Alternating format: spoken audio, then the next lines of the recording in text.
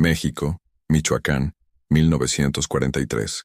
En la fértil llanura entre dos colinas bajas, la comunidad de Las Nieves creció siguiendo un solo principio.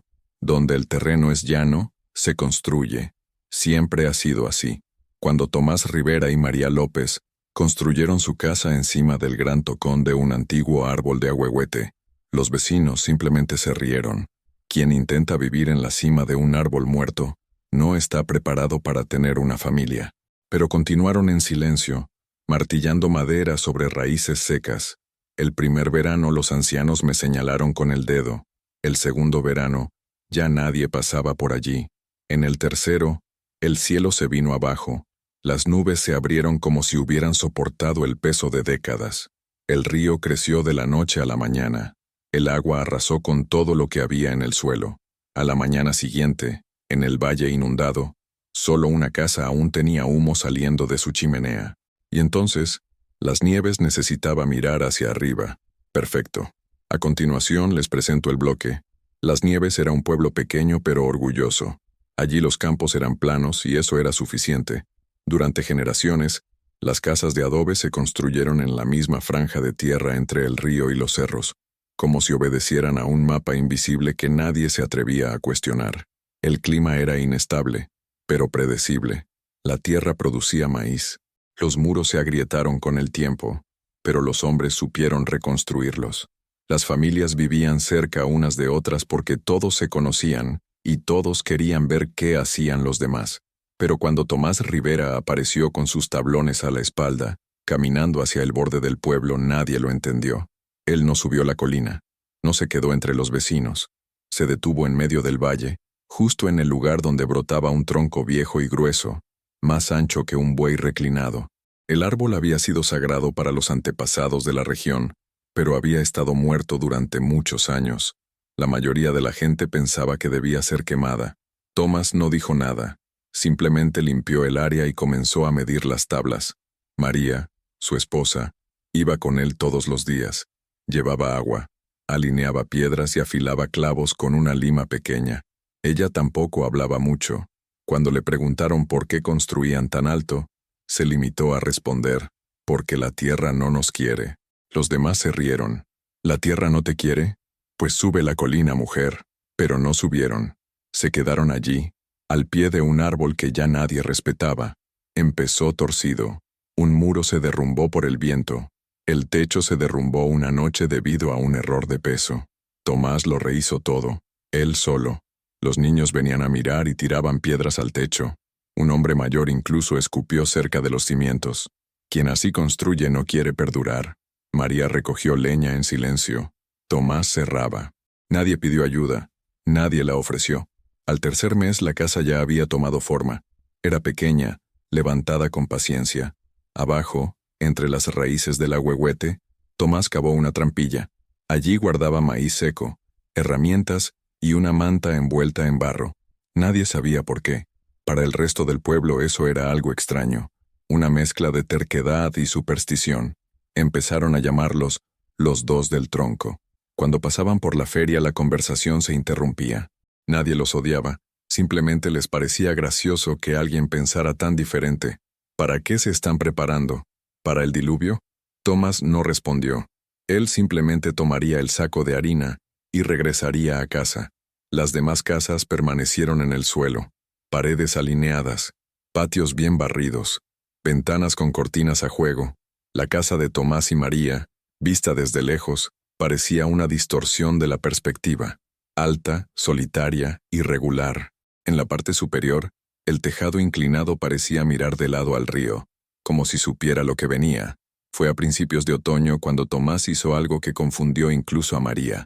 Con la casa casi terminada, bajó del tronco y pasó días enteros caminando por el lecho seco del río. Llevaba un trozo de tendedero y una botella llena de piedras. Ató la cuerda entre dos estacas, esperó el viento, y luego movió la botella como si estuviera escuchando algo. Al principio, María observaba desde lejos. Luego dejó de hacer preguntas. Sabía que tenía sus razones incluso cuando no las decía. Una noche, después de otro día en silencio, Tomás se sentó en el umbral de la casa alta y señaló un punto en el horizonte. Cuando llueva, No habrá tiempo suficiente. Ella asintió, sin saber de qué se había dado cuenta, pero sabía que era algo serio. A la mañana siguiente, Tomás comenzó a subir unos metros más por el suelo de la casa. María ayudó sin cuestionamientos. Mientras tanto, el pueblo se preparaba para la fiesta de la cosecha. Yuca, frijoles, maíz alto. Las lluvias llegarían pronto, pero eso era normal. Era lo mismo todos los años. Los hombres reforzaron los techos con hojas de palma. Las mujeres llenaron las ollas de barro con arroz y sal. Tomás y María, sin embargo, hicieron lo contrario. Comenzaron a sacar todo de la casa y llevarlo al compartimento debajo del tronco del árbol. Alguien comentó en el mercado: ¿qué están ocultando? ¿Van a huir? Otro respondió: se hundirán solos. Nadie construye sobre raíces podridas. Días después, cayó la primera lluvia. Débil. Solo mojó el suelo y dejó un olor a barro. Los niños corrían descalzos, riendo. Los hombres brindaron con mezcal. Era apenas el comienzo de la temporada de lluvias. Nada fuera de lo común. Pero Tomás no celebró. Esa noche, subió al tejado y sustituyó el sistema de drenaje por una tubería que llegaba directamente a las raíces. Hizo un corte discreto que condujo el agua hacia un agujero de piedra debajo de la casa. El otro día, María empezó a sellar las grietas de la puerta con tiras de cuero húmedo. Parecía una exageración, pero ella continuó. El comentario se convirtió en desdén abierto. Uno de los vecinos, Miguel, se acercó con una risa irónica. ¿Flotará Tomás? ¿O quieres plantar una casa en el tronco del árbol? Tomás simplemente miró al cielo. Gris claro, interrumpido. María cerró las ventanas desde dentro. En las noches siguientes, el sonido del agua regresó a las nieves. Primero en las hojas, luego a las cunetas, luego en las paredes. En menos de una semana, el río que había corrido lejos comenzó a ganar fuerza. Corría más lleno, más rápido y ya no obedecía a sus orillas.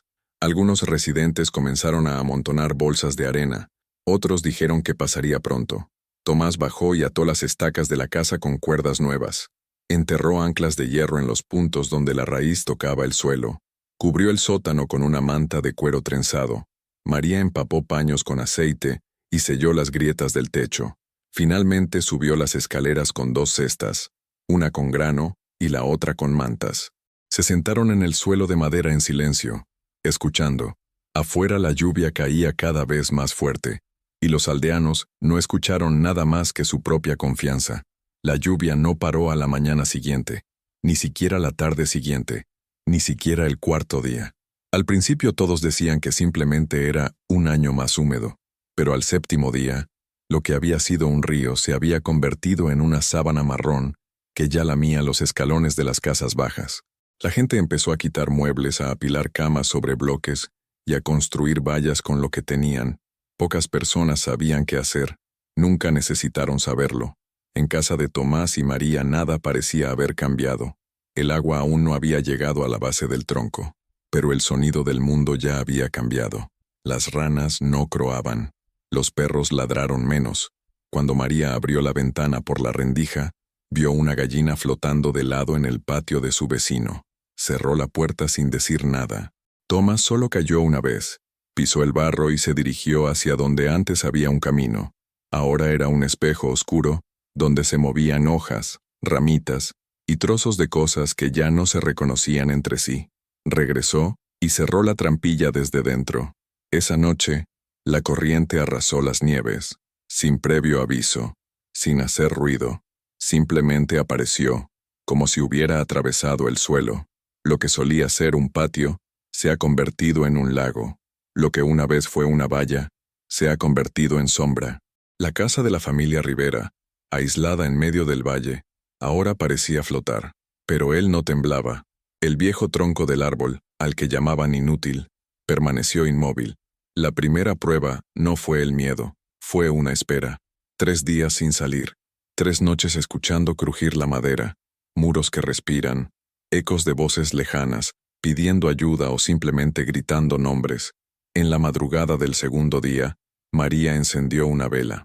Tomás sostuvo un paño contra el marco de la puerta, escuchando el sonido del viento en el agua. «Está subiendo», dijo, por primera vez en horas. Él no respondió. Simplemente encendió otra vela y la colocó cerca del orificio de ventilación. Al cuarto día, una canoa improvisada pasó a lo lejos. Dentro, 2 hombres mojados remaban con remos. Gritaban el nombre de una niña, Clara. María lo reconoció. Ella era la hija de Santiago, uno de los que más se burlaban de ellos. Ella intentó abrir la ventana, pero Tomás simplemente puso su mano sobre la de ella. Pasarán otra vez. Y pasaron.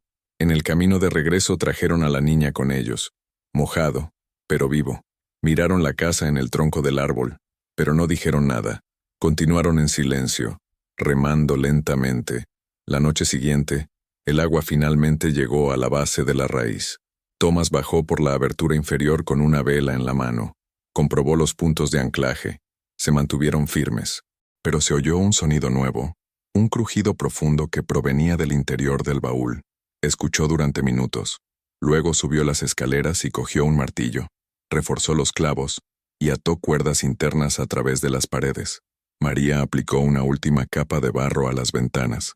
La casa ahora parecía una cápsula, sólido, silencioso, y está completamente rodeado de agua. Afuera, las nieves estaba desapareciendo. Las casas más bajas ya estaban parcialmente sumergidas. Uno de ellos volcó durante la noche y la corriente arrancó el techo. Al día siguiente, los residentes restantes comenzaron a subir las colinas con todo lo que podían llevar: trapos, animales en bolsas, jarras envueltas en telas. Desde allí arriba podían ver la única casa que permanecía intacta. Una mancha oscura sobre un tronco de color claro, inmóvil en medio del agua. La lluvia finalmente dio señales de parar. No se detuvo, pero respiró. Tomás y María abrieron una rendija. El cielo todavía estaba gris, pero había luz. En el fondo del valle, el mundo parecía diferente, tranquilo, mojado, lleno de preguntas sin respuesta, pero en casa siguió viviendo, firme, espera. El 8.º día comenzó con un tipo de silencio diferente. Ya no era el sonido de la lluvia lo que asustaba, fue su ausencia. María se despertó antes del amanecer. A través de la grieta de la ventana, el valle parecía un espejo sucio e inmóvil, sin ondas, sin movimiento. Solamente agua densa y gris que lo cubre todo. Tomás bajó a la trampilla para revisar las provisiones. Cuando empujó la tapa, lo olió. No era moho, era algo vivo, fermentando. El barro se había filtrado a través de los bordes más profundos. Algunos de los granos de maíz estaban blandos e hinchados. La bolsa de harina se había podrido. Fue un error pequeño, casi invisible, una grieta mal sellada. Pero allí, rodeados de agua por todos lados, los pequeños errores crecen rápidamente. Perdieron casi 1/3 de lo que tenían almacenado. María tiró lo que no pudo salvar. Secó el resto cerca del fuego, mientras Tomás cubría las grietas con arcilla y tiras de cuero más gruesas. No había desesperación, pero hubo silencio, más largo de lo normal, como si ambos supieran que el error no podía repetirse. Esa misma tarde, María escuchó un ruido que no provenía del agua. Era más agudo e irregular. Salió a mirar. Una figura se balanceaba en la distancia, en la línea donde las casas del pueblo desaparecían bajo el agua. Era alguien, intentando remar, solo. La corriente parecía haberse quedado dormida, pero aún tenía fuerza suficiente para empujar cualquier cosa que desafiara su centro. Tomás agarró un paño blanco y lo agitó desde la ventana. La figura no reaccionó. Estaba luchando contra el agua, remando lateralmente con un trozo de madera. La canoa improvisada giraba sin rumbo. «Es Isauro», murmuró María, «de la Casa Roja». Tomás miró durante unos segundos. Luego se fue. Bajó por la cuerda lateral de la casa. Ató la balsa de emergencia, una especie de tabla ancha con bordes improvisados, y la empujó con el pie. María sostuvo el extremo de la cuerda. No dije nada, pero sus ojos no se movieron mientras se deslizaba por el agua oscura. Cada metro era un riesgo. Ramas, fragmentos, madera flotante, un movimiento en falso, y el barco volcaría. Tomás avanzó lentamente. Su cuerpo era firme pero su mirada tensa. Remaba con un palo corto como si estuviera sondeando un terreno que no existía. Cuando llegó cerca de Isauro, este ya estaba medio caído, ojos abiertos, pero vacíos. Agarró la madera con sus dedos rígidos. Tomás no habló. Él simplemente tiró. Ató el cinturón del hombre a la tabla y se dio la vuelta. El regreso fue más lento. El peso extra provocó que la estructura se hundiera en los bordes. María, desde la ventana, no parpadeó. Él sujetó la cuerda con fuerza. Un trozo del techo salió volando por el agua y casi golpea a Tomás. Lo esquivó instintivamente, pero perdió el palo. Ahora lo único que quedaba era la fuerza de sus brazos. La tabla golpeó 2 veces el tronco de la casa. Tomás hizo el nudo, tiró de Isauro por los hombros y lo colocó en la plataforma inferior. María bajó las escaleras, envolvió al hombre en paños secos, preparó un té suave con las hojas amargas. Isauro no dijo nada, pero él estaba respirando, y eso fue suficiente. Esa noche los 3 durmieron. El piso de la casa parecía más pequeño, la madera crujió más. El peso de la elección equivocada, el error en el sellado, el riesgo corrido con el barco, ahora compartía espacio con el peso de un cuerpo salvado. Isauro se despertó en mitad de la noche, tosiendo agua. Miró a su alrededor. Reconoció el techo inclinado, madera rústica, las cuerdas trenzadas. No dije gracias. Ni siquiera fue necesario. El silencio fue suficiente. Afuera, el agua comenzaba a retroceder, despacio, pero dejó un rastro, muebles empapados, animales muertos, barro cubriendo lo que una vez fue un hogar. Las Nieves no sería la misma, pero ahora, alguien más además de Tomás y María, sabía lo que era estar por encima del nivel del agua. La inundación tardó casi 2 semanas en retroceder. No desapareció, simplemente cedió, como un animal cansado que decide dormir, pero aún respira con dificultad. Las Nieves agora era barro. Las casas tradicionales, todas tocadas por el agua, habían perdido su color. Algunos se habían desplomado por completo. Los pocos que quedaron en pie estaban dañados. Puertas abultadas, paredes agrietadas, techos huecos. Las familias que habían huido a las colinas comenzaron a descender lentamente, un grupo a la vez, pies hundiéndose hasta los tobillos en el barro caliente, rostros marcados por aquellos que han visto demasiado y han entendido muy poco. En el centro del valle, la casa construida sobre troncos permaneció en el mismo lugar, completo, sólido, y ahora somos 3, Tomás, María e Isauro. Isauro todavía hablaba muy poco, pasaba sus días ayudando en lo que podía, reparando pequeñas grietas, limpiando el barro de las cuerdas y martillando clavos que comenzaban a aflojarse con el tiempo. Una mañana, cuando Tomás despertó, encontró al hombre ya afuera, observando la línea que había dejado el agua en el tallo del árbol de ahuehuete. Subió más alto de lo que imaginaba, murmuró sin darse la vuelta. Tomás simplemente asintió. El asentamiento se organizó ahora alrededor de un nuevo centro, la tierra firme. Todo lo que no fue quitado fue sacado a la luz. En las partes altas de las colinas surgieron tiendas de campaña, trapos extendidos, fogatas improvisadas, ollas colocadas sobre piedras. Fue entonces cuando empezaron los pedidos. Primero, discreto, apareció una mujer cansada con una cesta vacía. ¿Sabe si queda maíz, señor Tomás? Solo un puñado. María bajó con un paño. Entregó medio litro, sin habla. Al día siguiente, un hombre vino a recoger medicamentos para su hija. Luego, otra persona pidió ayuda para reparar un remo roto. Nadie mencionó la casa en la cabaña de troncos, pero todo el mundo la miraba. Siempre. En la segunda semana apareció Miguel, la misma persona que una vez dijo que Tomás estaba plantando una casa sobre raíces podridas.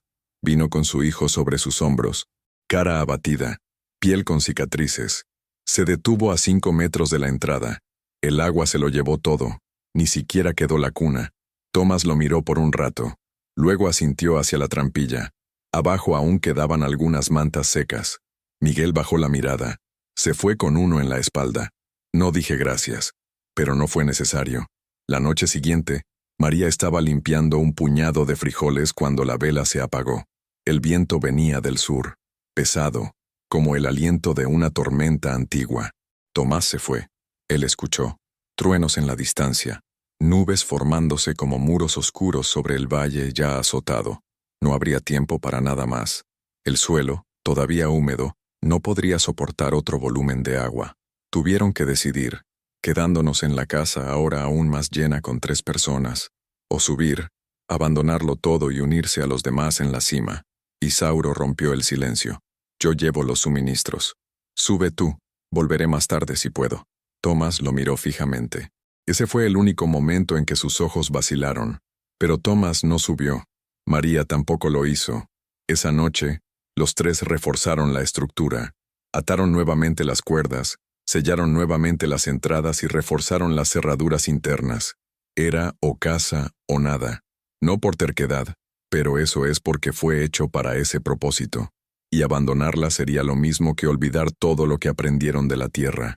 La tormenta rugió como si el cielo se estuviera desgarrando, a diferencia del anterior, más corto, pero más violento. En pocas horas, el valle volvió a llenarse, no tanto como antes, pero lo suficiente como para convertirse en una trampa para aquellos que aún no habían encontrado un refugio sólido. La casa resistió, crujió y se balanceó entre las raíces, pero se mantuvo firme. Cuando amaneció, los tres salieron al pequeño rellano que había delante de la puerta. Miraron a su alrededor. Vieron gente en las orillas, temblando, cubierta de barro. Vieron niños en brazos de madres sucias. Vieron hombres con los ojos hundidos, inmóviles. Vieron todo lo que habían predicho, pero nadie quería oír. Y luego comenzaron a descender, uno por uno, con telas, comida y herramientas. Nada en exceso.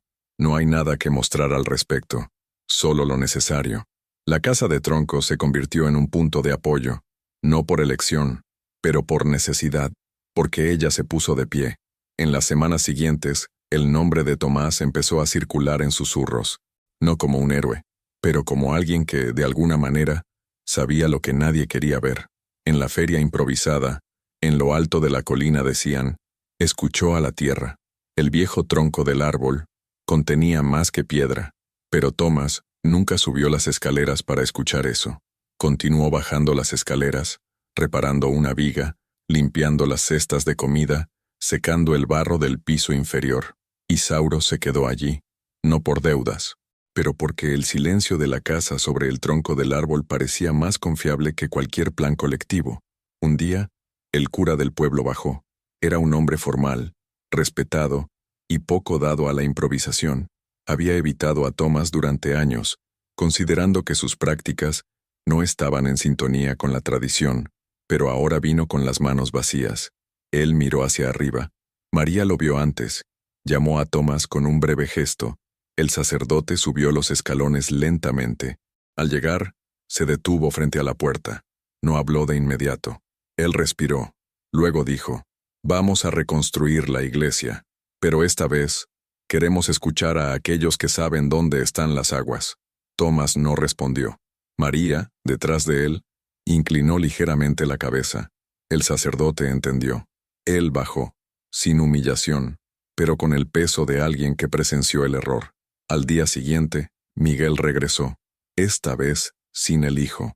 Llevaba una pala atada a la espalda. «Los cimientos de mi casa. Quiero hacer lo mismo que ustedes. ¿Puedes mostrarme cómo empezó?» Tomás dudó por un segundo. Luego caminó hasta la esquina donde aún permanecían las marcas de la primera cuerda que había usado para medir la raíz. Señaló con el dedo. Miguel se arrodilló y tocó la madera con los nudillos. No dijeron nada más.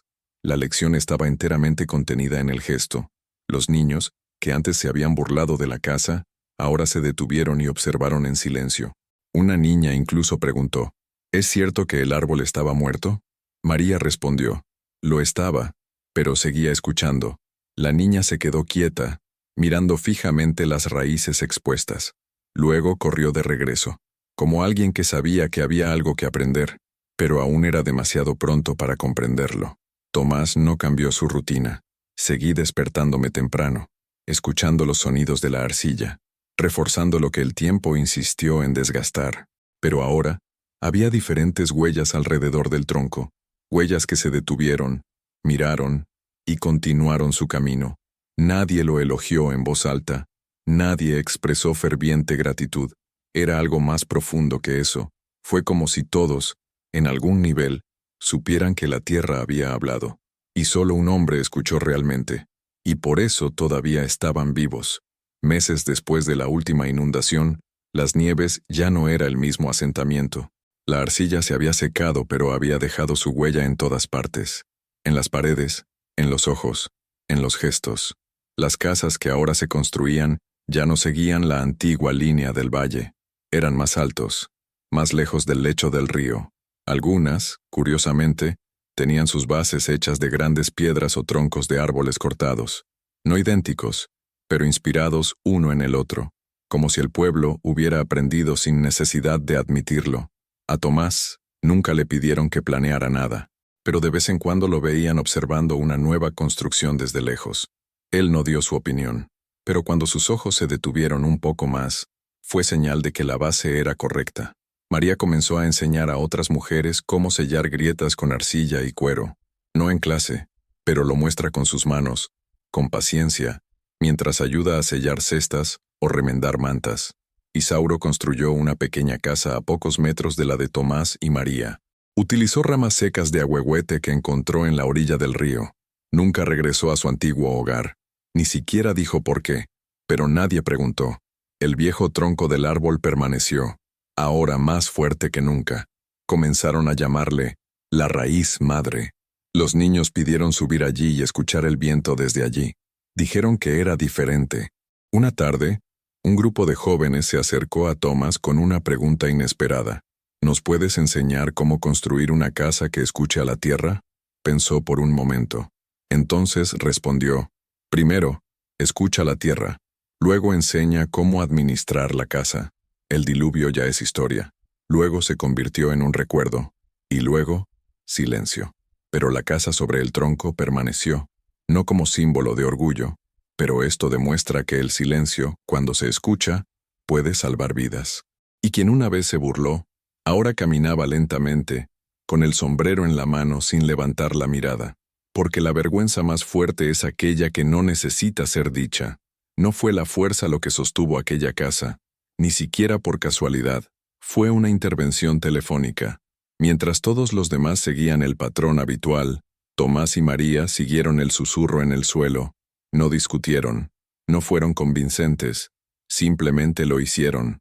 Y cuando el río hablaba demasiado fuerte como para ignorarlo, ellos ya estaban donde necesitaban estar, sobre el agua, no por orgullo, sino por preocupación. En la próxima inundación tal vez nadie recuerde los nombres, pero recordarán el tronco del árbol, y fue el silencio lo que lo salvó, porque Aterra avisa. Él siempre advierte, solo quien habla demasiado no escucha.